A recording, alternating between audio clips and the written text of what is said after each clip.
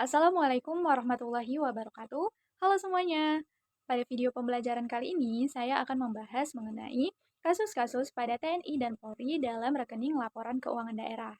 Jadi nantinya di sini kita dapat melihat dan mengetahui kerelevanan mengenai teori rekening dalam laporan keuangan daerah dan kasus-kasus pada aparatur negara, yaitu TNI dan Polri.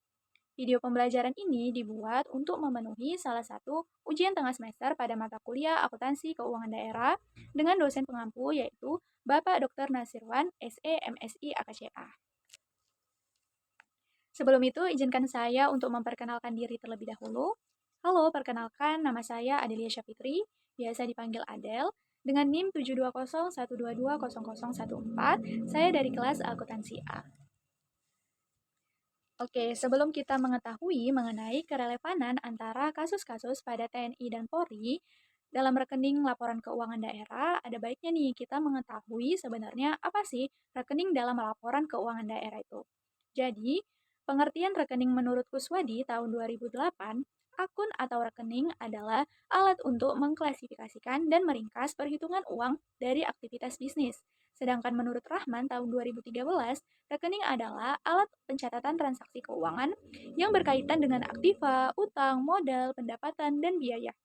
Jadi, dari dua definisi ini kita dapat melihat bahwasannya rekening dalam laporan keuangan daerah itu adalah alat untuk mengklasifikasikan dan meringkas transaksi keuangan pemerintah daerah yang berkaitan dengan aktiva, utang, modal, pendapatan, dan belanja daerah. Lalu ada nih akun-akun dalam pelaporan keuangan daerah yang terbagi menjadi dua, yaitu yang pertama akun-akun neraca atau akun real, dan yang kedua akun-akun laporan realisasi anggaran atau akun nominal. Yang pertama akun-akun neraca. Jadi akun-akun neraca itu adalah akun-akun yang pada akhir periode akuntansi akan dilaporkan ke dalam laporan neraca. Termasuk dalam akun-akun neraca ini berupa aset, kewajiban, dan juga ekuitas dana keuangan daerah. Lalu yang kedua, akun-akun laporan realisasi anggaran atau akun nominal. Akun realisasi anggaran ini merupakan akun-akun yang pada akhir periode nantinya akan dilaporkan ke dalam perhitungan laporan realisasi anggaran. Termasuk dalam akun nominal ini adalah akun-akun pendapatan, akun-akun belanja, dan juga akun-akun pembiayaan. Selanjutnya, laporan arus kas. Sebenarnya apa sih arus kas itu?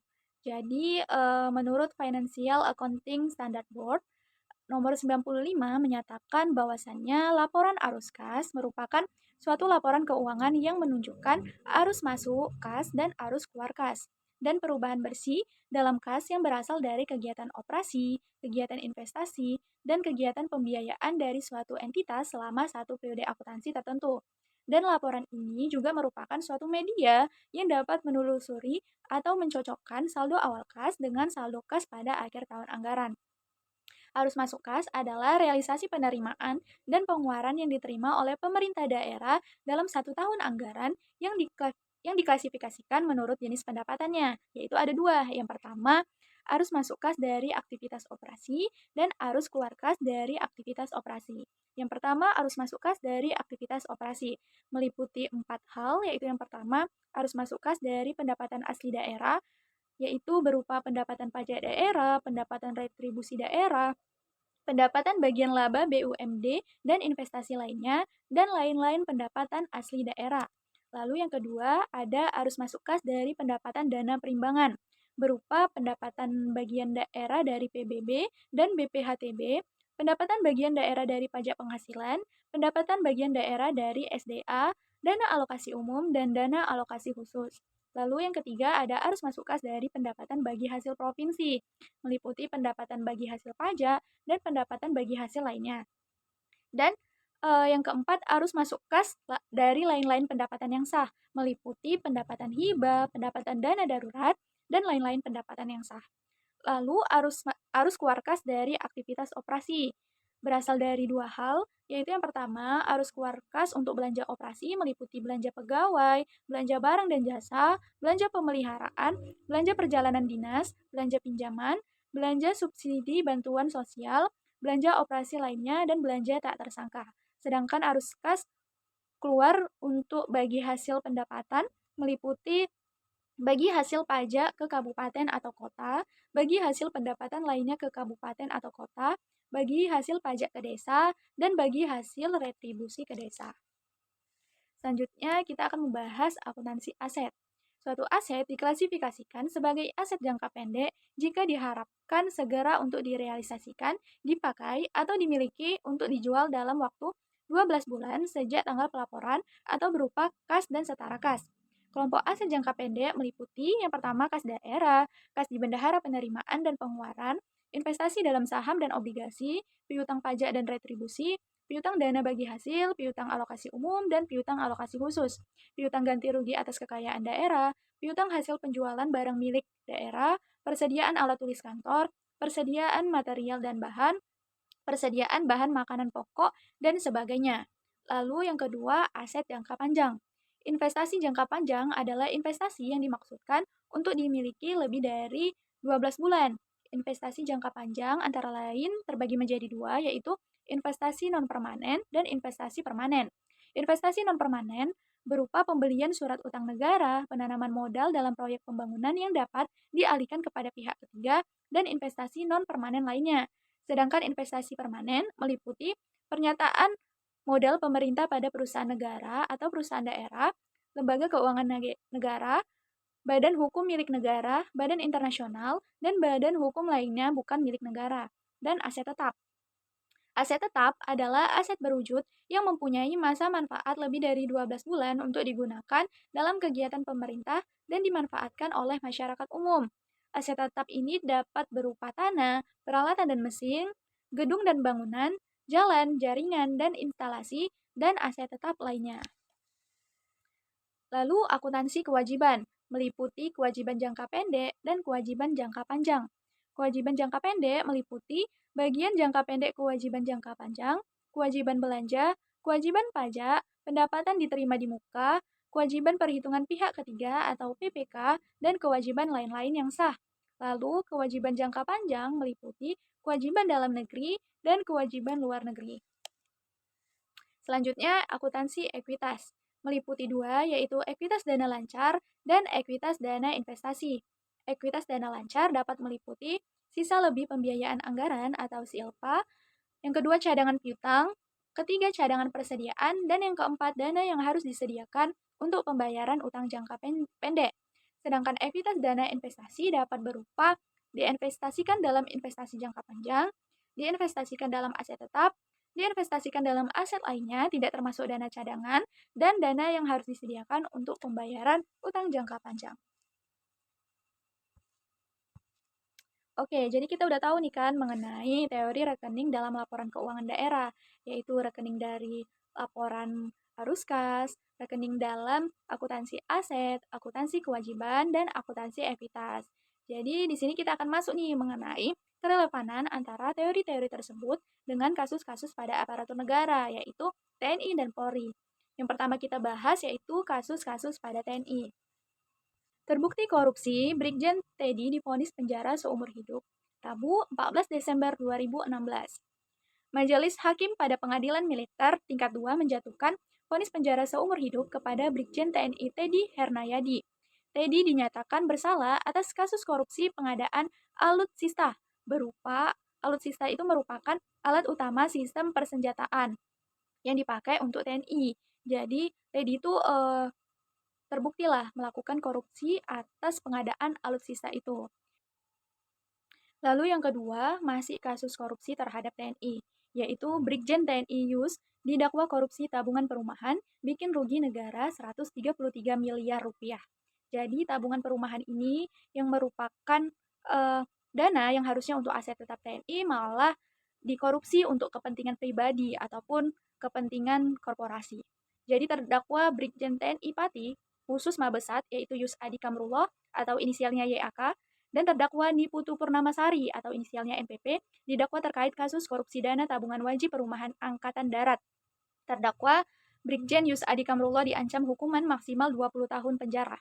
Melakukan perbuatan memperkaya diri sendiri atau orang lain atau suatu korporasi secara melawan hukum, yaitu telah memperkaya terdakwa I Yus Adi Kamarullah sebesar 60.980.756.533 rupiah dan terdakwa Terdakwa yang kedua yaitu Ni Putu Purnamasari sebesar Rp37.335.910.483 yang dapat merugikan keuangan negara atau perekonomian negara, yaitu merugikan keuangan negara yang keseluruhannya berjumlah hampir Rp133 miliar. Kata Kapus Penkum Kejagung Ketut Sumedana dalam keterangannya yaitu Rabu 27 April 2022. Kasus ini saya dapat dari artikel Detik News berupa Brigjen TNI Yus didakwa korupsi tabungan perumahan bikin rugi negara Rp133 miliar. Lalu selanjutnya ada kasus-kasus pada Polri.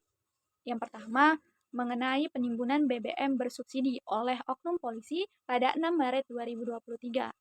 Jadi kan dana subsidi bantuan sosial ini harusnya dipakai untuk masyarakat yang benar-benar membutuhkan, malah dipakai untuk kepentingan pribadi oleh oknum polisi. Jadi di sini bidang profesi dan pengamanan Bitpropam Polda Lampung menangkap oknum polisi yang diduga mengecor atau menimbun BBM bersubsidi di Kecamatan Datar, Lampung Selatan. Berdasarkan informasi yang dihimpun dari internal Polda Lampung, oknum polisi ini berinisial PU telah diamankan oleh Perminal Pengamanan Internal Bitpropam pada Senin 6 Maret 2023. PU diduga melakukan pengecoran BBM bersubsidi di Dusun Srikaton, Kecamatan Datar. Di lokasi itu ditemukan barang bukti berupa 9 unit tangki kapasitas 1000 liter. Dari 9 tangki itu ada 7 unit yang terisi BBM menyerupai Pertalite, jadi ada sekitar 7.000 liter BBM bersubsidi yang diamankan. Selain itu ada 2 unit mesin Alkon juga yang dibawa. Adapun gudang ini tidak cuma sebagai tempat penimbunan, tapi juga di lokasi pengelolaan minyak mentah untuk membuat BBM oplosan. Dari penyelidikan yang sudah dilakukan, minyak mentah yang dioplos dan diolah jadi BBM didatangkan dari Palembang, Sumatera Selatan. PU masih menjalani pemeriksaan oleh penyidik Ditkrimsus dan Bitpropam Polda Lampung. Menurut Pandra, yang bersangkutan terancam pasal 54 Undang-Undang RI Nomor 22 Tahun 2001 tentang migas, pidana penjara 6 tahun dan denda sebanyak 60 miliar rupiah. Warga mengaku tidak berani menegur lantaran takut dengan status atau strata sosial oknum polisi tersebut. Salah seorang warga mengatakan dugaan penimbunan BBM itu sudah terjadi sekitar 5 tahun. Jadi artikel ini saya dapat dari kompas.com. Lalu kasus polisi yang kedua yaitu kasus korupsi juga, yaitu korupsi 3 miliar rupiah di Polres Blora. Pasutri polisi dituntut 6,5 tahun penjara. Pasangan suami istri, polisi atas nama Eka Mariati dan Eta Navani, menjalani sidang tuntutan atas kasus korupsi sebanyak 3 miliar rupiah di Satlantas Polres Blora. Keduanya dituntut masing-masing 6 tahun 6 bulan penjara, meminta supaya majelis hakim yang memeriksa dan mengadili perkara ini memutuskan bahwa terdakwa Eka Mariati terbukti bersalah, melakukan tindakan pidana korupsi secara bersama-sama, dan berlanjut menyelewengkan dana PNBP, yaitu dana penerimaan negara bukan pajak Polres Blora. Menjatuhkan pidana atas diri terdakwa Eka Mariati atas penjara selama 6 tahun, 6 bulan dikurangi masa tahanan dengan perintah untuk tetap ditahan, kata jaksa penuntut umum. Sidang tuntutan terdakwa dijalani secara terpisah. Sidang masing-masing terdakwa dipimpin oleh Hakim Ketua Rohmat. Selain dituntut 6,5 tahun penjara, Eka Mariati juga diminta untuk membayar denda sebesar 300 juta rupiah, sedangkan Eta Navani Jatmika diminta membayar denda 1,6 miliar rupiah. Kasus ini saya dapat dari www.detik.com Jawa Tengah. Jadi itulah kasus-kasus pada aparatur negara yaitu TNI dan Polri. Di sini saya menjelaskan sanksi yang harusnya diterima oleh aparatur negara yang melakukan penyelewengan tersebut. Pada dasarnya KUHP merupakan norma yang mengatur pembatasan terhadap kewenangan aparat penegak hukum untuk melindungi hak-hak masyarakat. Dengan kata lain, ketentuan yang ada di KUHP agar aparat penegak hukum juga tidak melakukan tindakan-tindakan yang sewenang-wenang. Tetapi pelanggaran lebih sering terdengar oleh aparatur tersebut, khususnya aparat kepolisian dan TNI. Bila mengacu pada peradilan, sudah seharusnya KUHP menonjolkan bahwa pengadilan merupakan tahap yang dominan yang menjadi satu-satunya tempat memperlihatkan proses terbuka kepada publik. Banyak sekali sanksi yang dapat diberikan kepada aparat negara yang melanggar hukum, seperti permindahan tugas ke jabatan yang berbeda, pemberhentian dengan hormat, atau pemberhentian dengan tidak hormat. Namun kenyataannya, tidak mudah untuk menerapkan sanksi tersebut dikarenakan pengumpulan bukti di lapangan tidak semudah itu untuk dibuktikan dan tidak tegasnya sanksi yang dijatuhkan kepada para aparatur tersebut. Lalu solusi yang dapat saya tawarkan yaitu yang pertama, mendesain ulang pelayanan publik. Tujuan ini yaitu untuk memudahkan masyarakat luas mendapatkan pelayanan publik yang profesional, berkualitas, tepat waktu, dan tanpa dibebani biaya ekstra atau pungutan liar. Lalu yang kedua, memperkuat transparansi, pengawasan, dan sanksi pada kegiatan-kegiatan pemerintah yang berhubungan dengan ekonomi dan sumber daya manusia. Tujuannya adalah untuk meningkatkan akuntabilitas pemerintah dalam pengelolaan sumber daya negara dan sumber daya manusia, serta memberikan akses terhadap informasi dan berbagai hal yang lebih memberikan kesempatan masyarakat luas untuk berpartisipasi di bidang ekonomi. Lalu yang ketiga, meningkatkan pemberdayaan perangkat-perangkat pendukung dalam pencegahan korupsi. Tujuannya adalah untuk menegakkan prinsip rule of law, memperkuat budaya hukum, dan memberdayakan masyarakat dalam proses pemberantasan korupsi. Yang keempat, melihat pada kondisi seperti ini, maka perlu dipikirkan cara lain agar orang merasa malu dan berpikir panjang untuk melakukan korupsi. Cara yang dapat dilakukan antara lain adanya ketentuan untuk mengumumkan putusan yang telah diperoleh kekuatan hukum tetap atas kasus korupsi tersebut melalui media massa. Ketentuan ini selain memberikan informasi kepada publik, juga sekaligus sebagai sanksi moral kepada pelaku tindak pidana korupsi. Perlu juga merubah sanksi pencabutan hak kepada terdakwa kasus korupsi. Hal ini di Hal ini sangat penting untuk memberikan pembelajaran bahwa pengemban jabatan publik adalah pribadi yang bermoral dan berintegritas tinggi. Jadi tidak sewenang-wenang untuk melakukan korupsi. Lalu yang terakhir, penegakan hukum dalam rangka pemberantasan korupsi ini harus dilakukan secara terpadu dan terintegrasi dengan satu tujuan, yaitu untuk memberantas korupsi. Jadi ayo kita sama-sama masyarakat Indonesia, baik aparatur negara ataupun masyarakat, sama-sama kita membasmi lah korupsi ini agar negara kita bisa menjadi negara maju, bebas dari korupsi. Jadi demikian yang dapat saya sampaikan, lebih dan kurang saya mohon maaf. Assalamualaikum warahmatullahi wabarakatuh. Terima kasih.